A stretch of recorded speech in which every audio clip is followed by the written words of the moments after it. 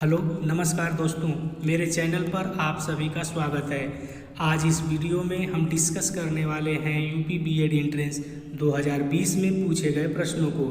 दोस्तों, अगर आप भी यूपी बीएड की तैयारी कर रहे हैं तो मेरे चैनल से जुड़ जाइए। मैं इस चैनल पर यूपी बीएड में पूछे गए 2013 से 2020 तक के प्रश्न पत्र हल कराने वाला हूं। इस वीडियो में मैं प्रश्न पत्र का खंड अ यानी कि सामान्य ज्ञान हल कराने वाला हूं। सामान्य हिंदी, रीजनिंग और कला वर्ग तथा विज्ञान वर्ग के प्रश्न अगली वीडियो में कराऊंगा। तो चलिए बढ़ते हैं अपने पहले प्रश्न की ओर। प्रश्न नंबर 1 है, मोहनजोदड़ो का स्थानीय नाम क्या था? रेगिस्तान का टीला, नदी भूमि का टीला, मृतकों का टीला, जीवन का टीला। मोहनजोदड़ो का जो शाब्दिक अर्थ होता है वो प्रेतों या मृतकों का टीला होता है। अतः प्रश्न नंबर 1 का ऑप्शन नंबर सी, मृतकों का टीला जो है इसमें करेक्ट आंसर है आपका ऑप्शन नंबर सी। दोस्तों, ये भी याद रखेंगे कि इसकी खोज जो है राखाल दास बनर्जी ने 1922 ईस्वी में की थी। इसे सिंधु का बाग भी कहा जाता है। प्रश्न नंबर 2 देखते हैं, मोहनजोदड़ो में सबसे बड़ा भवन कौन सा है? विशाल स्नानागार, धान्यागार, सस्तंभार, 2 मंजिला मकान। तो मोहनजोदड़ो में सबसे बड़ा भवन जो है वो धान्यागार है। ऑप्शन नंबर बी जो है इसमें आपका धान्यागार करेक्ट आंसर है। ये अन्न के भंडारण के लिए बनाया गया था। प्रश्न नंबर 3 देखते हैं, बुद्ध किस वंश से संबंधित थे? ज्ञात्रिक, मौर्य, शाक्य, कुरु। तो बुद्ध जो है शाक्य वंश से संबंधित थे। ऑप्शन नंबर सी जो है इसमें आपका करेक्ट आंसर है। प्रश्न नंबर 4, प्रथम बौद्ध परिषद कहाँ आयोजित की गई थी? वैशाली, कश्मीर, राजगृह, पाटलिपुत्र। तो प्रथम बौद्ध परिषद जो है वो राजगृह में आयोजित की गई थी। ऑप्शन नंबर सी जो है आपका इसमें करेक्ट आंसर है। उस समय मगध का शासक जो है अजातशत्रु था और उसी के संरक्षण में बौद्ध भिक्षु महाकश्यप की अध्यक्षता में जो है सप्तपर्णी गुफा में प्रथम बौद्ध परिषद आयोजित की गई थी। प्रश्न नंबर 5 है, जैन धर्म का पहला तीर्थंकर किसे माना जाता है? तो जैन धर्म का पहला तीर्थंकर जो है ऋषभदेव को माना जाता है। ऑप्शन नंबर सी जो है आपका इसमें करेक्ट आंसर है। पार्श्वनाथ जो है 23वें तीर्थंकर थे और महावीर स्वामी जो है जैन धर्म के 24वें और सबसे अंतिम तीर्थंकर थे। प्रश्न नंबर 6, वर्धमान महावीर ने परिनिर्माण कहाँ प्राप्त किया? पावा, सारनाथ, वैशाली, श्रवणबेलगोला। तो वर्धमान महावीर ने परिनिर्माण जो है पावा में प्राप्त किया था। तो प्रश्न नंबर 6 का ऑप्शन नंबर ए जो है आपका करेक्ट आंसर है। प्रश्न नंबर 7 देखते हैं, कलिंग युद्ध के बाद निम्न में से किसने महाराज अशोक के रूपांतरण को दर्ज किया था? तो कलिंग युद्ध के बाद जो है महाराज अशोक के रूपांतरण को दर्ज करने वाला रॉक एडिक्ट 13वां था। तो इसमें जो है ऑप्शन नंबर डी जो है आपका करेक्ट आंसर है। प्रश्न नंबर 8 देखते हैं, कलिंग युद्ध किस वर्ष में हुआ था? तो कलिंग युद्ध 261 BC में हुआ था, सम्राट अशोक और कलिंग के राजा के बीच में दया नदी के किनारे। तो इसमें ऑप्शन नंबर ए जो है आपका करेक्ट आंसर है। यदि वीडियो अच्छी लगे तो लाइक करें, अपने दोस्तों में शेयर करें, सब्सक्राइब करें एवं बेल आइकन को भी प्रेस कर दें ताकि अगली वीडियो का नोटिफिकेशन आपको मिलता रहे। नंबर 9 है, निम्न में से किनके सिक्के संगीत के प्रति उनका प्रेम दर्शाते हैं? मौर्यों के, नंदों के, गुप्तों के और चोलों के। तो गुप्तों के जो सिक्के हैं वो संगीत के प्रति उनका प्रेम दर्शाते हैं। तो इसमें क्वेश्चन नंबर 9 में ऑप्शन नंबर सी जो है आपका करेक्ट आंसर होगा। दोस्तों, ये भी याद रखेंगे कि समुद्रगुप्त को मौद्रिक प्रणाली का पिता भी कहा जाता है। प्रश्न नंबर 10 देखते हैं, भारतीय नेपोलियन के नाम से आमतौर पर कौन सा हिंदू राजा विख्यात है? चंद्रगुप्त, समुद्रगुप्त, बिंबिसार, अजातशत्रु। तो भारतीय नेपोलियन के नाम से समुद्रगुप्त को जाना जाता है। तो इसमें ऑप्शन नंबर बी जो है समुद्रगुप्त जो है ये आपका करेक्ट आंसर है। प्रश्न नंबर 11 देखते हैं, मिहिर भोज राजपूतों के किस कुल से संबंधित हैं? प्रतिहार, राठौर, चौहान, परमार। तो मिहिर भोज जो है प्रतिहार वंश से संबंधित है। तो इसमें जो है आपका ऑप्शन नंबर ए जो है करेक्ट आंसर है।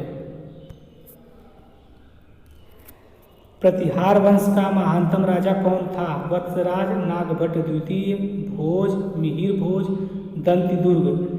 तो भोज या मिहिर भोज जो है प्रतिहार वंश का महानतम राजा था। ऑप्शन नंबर सी जो है आपका इसमें करेक्ट आंसर है। अगला क्वेश्चन देखते हैं, प्रश्न नंबर 13 है, गीत गोविंद के रचयिता कौन है? विद्यापति, जयदेव, वेदव्यास, विष्णु शर्मा। तो गीत गोविंद के रचयिता जो है वो जयदेव है। ऑप्शन नंबर बी जो है इसमें आपका करेक्ट आंसर होगा। ये सेन वंश के अंतिम नरेश लक्ष्मण सेन के महाकवि थे। अगला प्रश्न देखते हैं, पुराना किला किसने बनवाया था? पुराना किला शेर शाह सूरी ने बनवाया था। ऑप्शन नंबर बी जो है इसमें आपका करेक्ट आंसर होगा। ये लाल बलुआ पत्थर से बनाया गया था। इसमें 3 दरवाजे हैं, हुमायूं दरवाज़ा, तालाबी दरवाज़ा और बारा दरवाज़ा। प्रश्न नंबर 15 देखते हैं, 1540 ईस्वी में किस युद्ध के पश्चात हुमायूं को हिंदुस्तान से बाहर कर दिया गया था? तो 17 मई 1540 ईस्वी में कन्नौज में हुमायूं और शेर खां के बीच में युद्ध हुआ था। इसमें शेर खां विजयी हुआ था और हुमायूं को हिंदुस्तान से बाहर कर दिया गया था। इसमें जो है आपका ऑप्शन नंबर सी जो है आपका करेक्ट आंसर है। प्रश्न नंबर 16 देखते हैं, निम्न में से कौन सा भारत आने वाला पहला अंग्रेजी जहाज था? Elizabeth, Bengal, Red Dragon, Mayflower. Bharat में आने वाला पहला अंग्रेजी जहाज जो था वो रेड ड्रैगन है। 1608 ईस्वी में सूरत के बंदरगाह पर आया था। ऑप्शन नंबर सी जो है इसमें आपका सही आंसर है। प्रश्न नंबर 17 देखते हैं, भारत में डच का सबसे प्रारंभिक उपनिवेश कहाँ था? तो भारत में डच का सबसे प्रारंभिक उपनिवेश जो है आंध्र प्रदेश के मसूलीपट्टनम में था। ऑप्शन नंबर ए जो है आपका करेक्ट आंसर है। प्रश्न नंबर 18 देखते हैं, रविंद्रनाथ टैगोर द्वारा लिखित गीत जन गण मन सर्वप्रथम जनवरी 1912 में किस नाम से प्रकाशित हुआ था? राष्ट्र जागृति, तत्वबोधनी, भारत भाग्य विधाता, उपर्युक्त में से कोई नहीं। तो रविंद्रनाथ टैगोर द्वारा लिखित गीत जन गण मन सर्वप्रथम जनवरी 1912 ईस्वी में भारत भाग्य विधाता नाम से प्रकाशित हुआ था। तो इसमें जो है ऑप्शन नंबर सी जो है आपका करेक्ट आंसर है।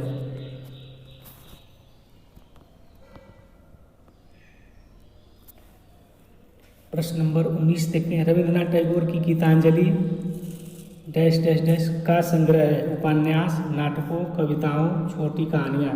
तो रविंद्रनाथ टैगोर की गीतांजलि जो है वो कविताओं का संग्रह है। तो इसमें जो है ऑप्शन नंबर सी जो है आपका करेक्ट आंसर है। इस कृति को जो है नोबेल पुरस्कार से भी सम्मानित किया जा चुका है। प्रश्न नंबर 20 देखते हैं, टेलीग्राफ लाइन सर्वप्रथम कहाँ से कहाँ तक बिछाई गई थी? तो टेलीग्राफ लाइनों का निर्माण जो है 1853 में शुरू हुआ था और सबसे पहले जो है कलकत्ता से आगरा जो है इस लाइन को बिछाया गया था। तो ऑप्शन नंबर ए जो है आपका इसमें करेक्ट आंसर है।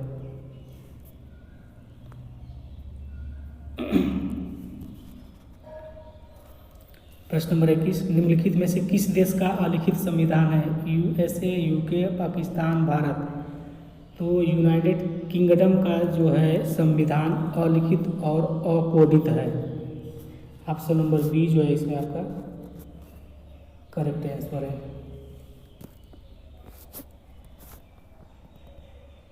प्रश्न नंबर 22 देखते हैं, भारत की संविधान सभा का संवैधानिक सलाहकार कौन था? Doctor Rajendra Prasad, BR Ambedkar, sir PN Rao, Shri KM Munshi.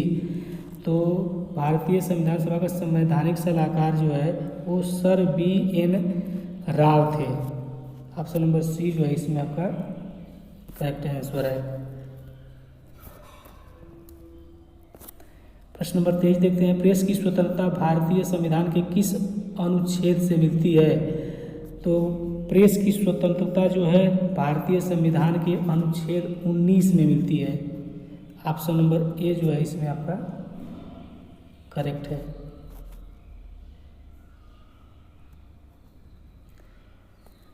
प्रश्न नंबर 24 देखते हैं, राष्ट्रपति ने अब तक कितनी बार राष्ट्रीय आपातकाल की घोषणा की है? केवल एक बार, 2 बार, 3 बार, कभी नहीं। तो अब तक जो है राष्ट्रपति ने 3 बार राष्ट्रीय आपातकाल की घोषणा की है। तो ऑप्शन नंबर सी जो है इसमें आपका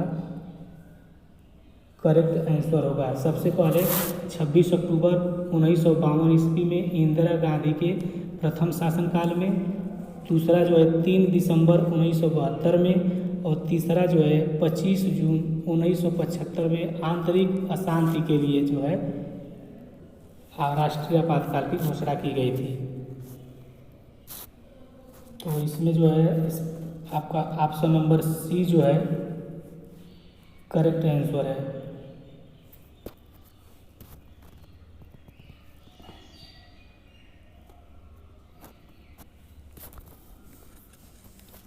प्रश्न नंबर 25 है, संसद के दोनों सदनों का संयुक्त सत्र कौन बुला सकता है? राष्ट्रपति, प्रधानमंत्री, लोकसभा अध्यक्ष, उपराष्ट्रपति। तो संसद के दोनों सदनों का संयुक्त सत्र जो है वो राष्ट्रपति बुला सकता है। तो ऑप्शन नंबर ए जो है इसमें आपका करेक्ट आंसर है।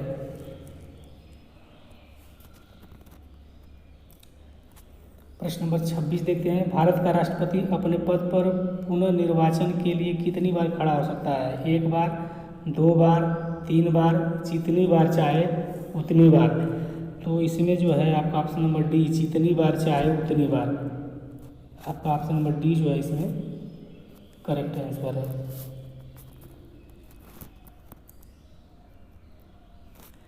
प्रश्न नंबर 27 देखते हैं, भारतीय संघ के राष्ट्रपति के पास वही संवैधानिक अधिकार है जो ब्रिटिश राजा या रानी के पास है। इसमें जो है आपका ऑप्शन नंबर ए जो है आपका करेक्ट आंसर है।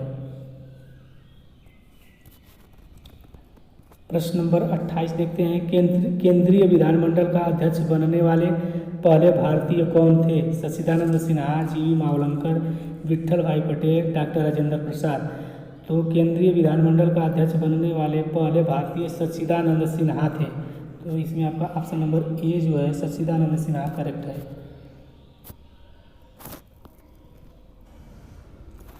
प्रश्न नंबर 29 देखते हैं, योजना आयोग का अध्यक्ष कौन होता है? तो योजना आयोग का अध्यक्ष जो होता है वो प्रधानमंत्री होता है। इसमें ऑप्शन नंबर बी जो है आपका करेक्ट आंसर है।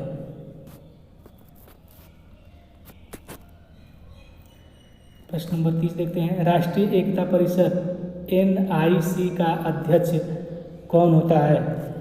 प्रधानमंत्री, वित्त मंत्री, गृह मंत्री और भारत का राष्ट्रपति। तो इसमें जो है आपका ऑप्शन नंबर ए, प्रधानमंत्री जो है राष्ट्रीय एकता परिषद का अध्यक्ष होता है। ऑप्शन नंबर ए जो है आपका करेक्ट आंसर है।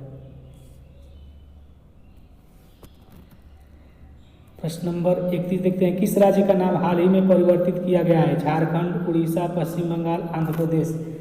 तो पश्चिम बंगाल का जो है नाम हाल में ही परिवर्तित किया गया है।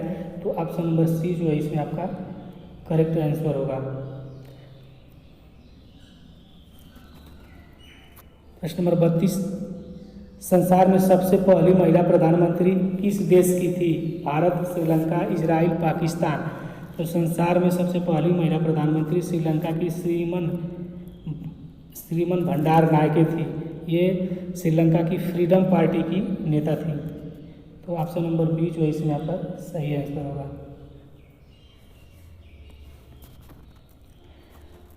प्रश्न नंबर 33, भारत की मुख्य भूमिका अक्षांश डैश डैश के बीच फैला हुआ है।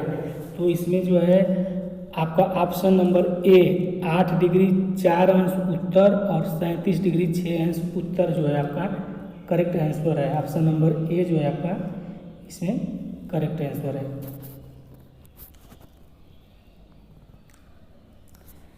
प्रश्न नंबर 34 है, क्षेत्रफल की दृष्टि से भारत संसार का सबसे बड़ा देश है।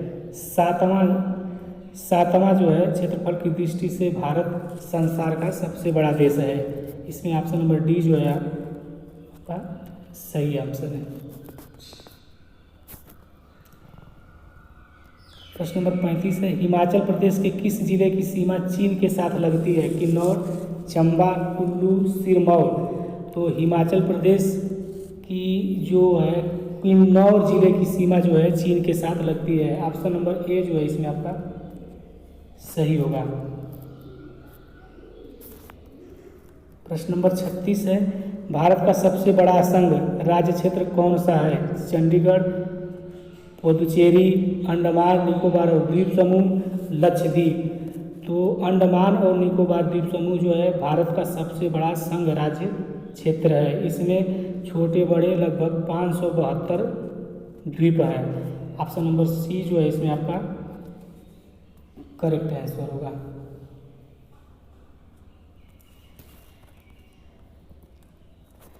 प्रश्न नंबर 37 देखते हैं, क्षेत्रफल की दृष्टि से भारत का सबसे बड़ा राज्य कौन सा है? तो क्षेत्रफल की दृष्टि से भारत का सबसे बड़ा राज्य जो है वो राजस्थान है। ऑप्शन नंबर सी जो है इसमें आपका करेक्ट आंसर है।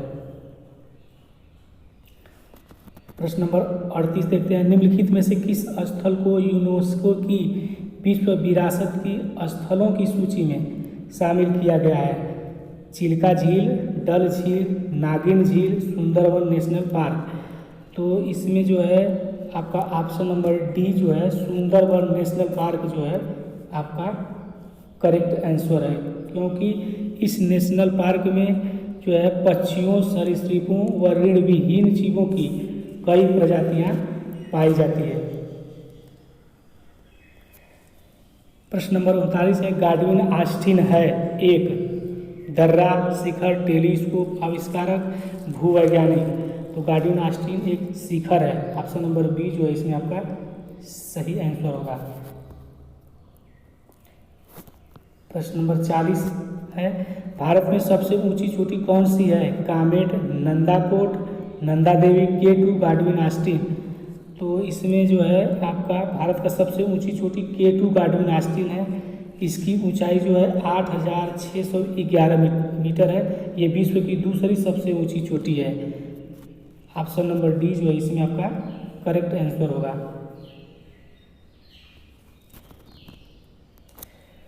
प्रश्न नंबर 41 देखते हैं, शिव समुद्रम जलप्रपात किस नदी के मार्ग में पाया जाता है? कृष्णा, गोदावरी, कावेरी, महानदी।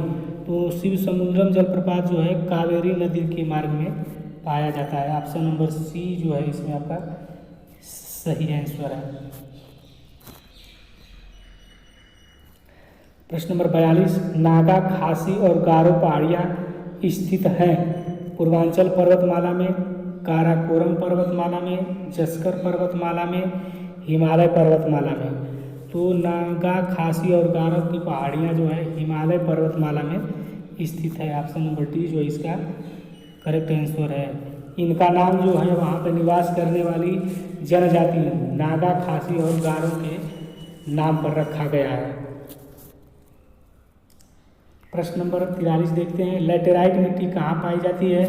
भारी वर्षा वाले प्रदेश में, मरुस्थल में, उष्णकटिबंधीय प्रदेश में, आर्द्र तथा शुष्क जलवायु वाले उष्णकटिबंधीय क्षेत्र में। तो लैटेराइट मिट्टी जो है भारी वर्षा वाले प्रदेश में पाई जाती है। इस मिट्टी में लोहा, एल्यूमिनियम व चूना की मात्रा अधिक होती है। तो इसमें जो है आपका ऑप्शन नंबर ए जो है करेक्ट आंसर होगा।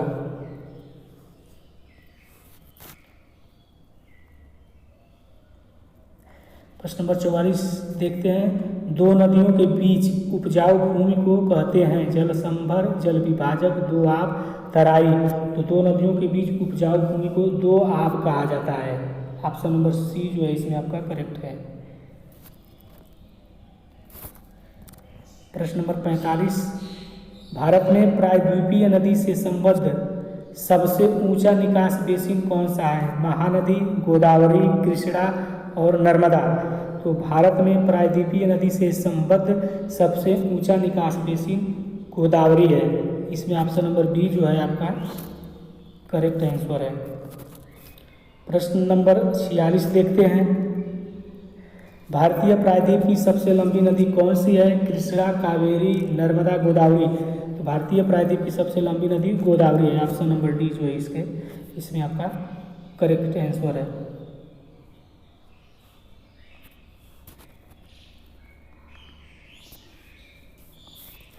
प्रश्न नंबर 47 है। साइलेंट वैली स्थित है असम में, केरल में, अफ्रीका में, आंध्र प्रदेश में। तो साइलेंट वैली जो है केरल में स्थित है। ऑप्शन नंबर बी जो है इसका करेक्ट आंसर है। प्रश्न नंबर 48 है। नामदाफा नेशनल पार्क स्थित है मिजोरम में, मणिपुर में, त्रिपुरा में और अरुणाचल प्रदेश में। तो नामदाफा नेशनल पार्क जो है अरुणाचल प्रदेश में स्थित है। ऑप्शन नंबर डी जो है इसका करेक्ट आंसर है। प्रश्न नंबर 49 है। कौन से संवैधानिक संशोधन के अंतर्गत भारत में पंचायत राज को संवैधानिक आधार प्रदान किया गया है? तो इसमें 73वें संवैधानिक संशोधन के अंतर्गत भारत में पंचायत राज को संवैधानिक आधार प्रदान किया गया है। ऑप्शन नंबर डी जो है इसमें आपका करेक्ट आंसर है। प्रश्न नंबर 50 देखते हैं। झूम कृषि अभी भी कहाँ प्रचलित है? मिजोरम, नागालैंड, मणिपुर, ये सभी।